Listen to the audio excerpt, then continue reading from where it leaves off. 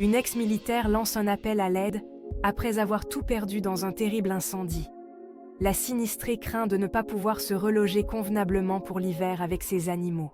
Après avoir tout perdu dans un terrible incendie il y a quelques semaines, une ex-militaire lance un appel à l'aide parce qu'elle craint de ne pas pouvoir se reloger convenablement pour l'hiver. Dans la nuit du 27 au 28 juillet, la résidence de Kim Alexandra Blanchette a été la proie des flammes sur la route 204 à Sainte-Rose-de-Watford, dans la MRC des Etchemins, en Chaudière-Appalaches. À l'arrivée des premiers sapeurs, l'embrasement généralisé leur laissait peu d'espoir sur l'issue du combat.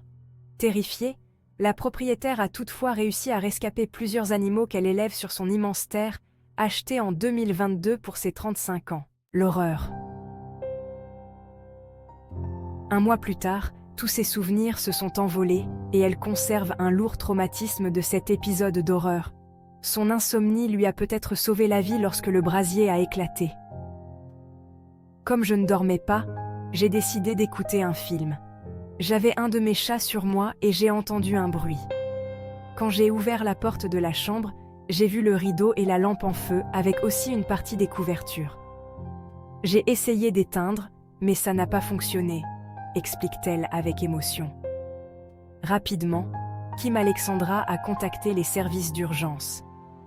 Je suis montée dans la pouponnière pour sortir les chatons. Quand je suis sortie, il y avait déjà trop de fumée et j'avais de la difficulté à respirer. Tout allait tellement vite. En 8 minutes, je ne pouvais plus rentrer dans la maison, ajoute la femme qui élève des chats de race. En tout, elle affirme avoir sauvé 18 bêtes sur 28. Certains chats soignent toujours des blessures apparentes. Perte totale. Contacté par le journal, le directeur du service incendie, Christian Lamontagne, a écarté la thèse criminelle. Comme si les preuves n'étaient pas suffisantes, la propriétaire des lieux pourrait ne pas être payée en raison d'un litige avec Promutuelle Assurance.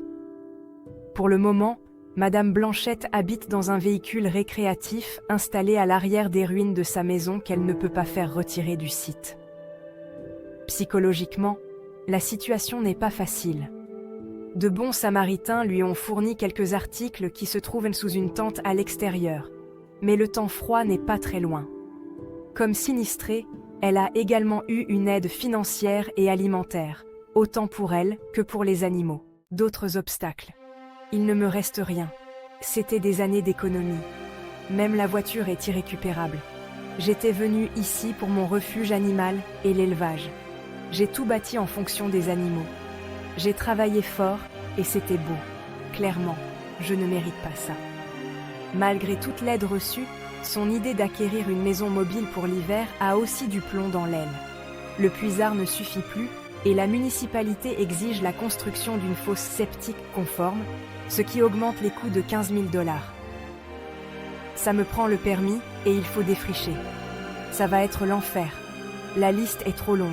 Je ne suis pas capable de faire face à tout ça et je dois me dépêcher, termine-t-elle, découragée et réclamant de l'aide.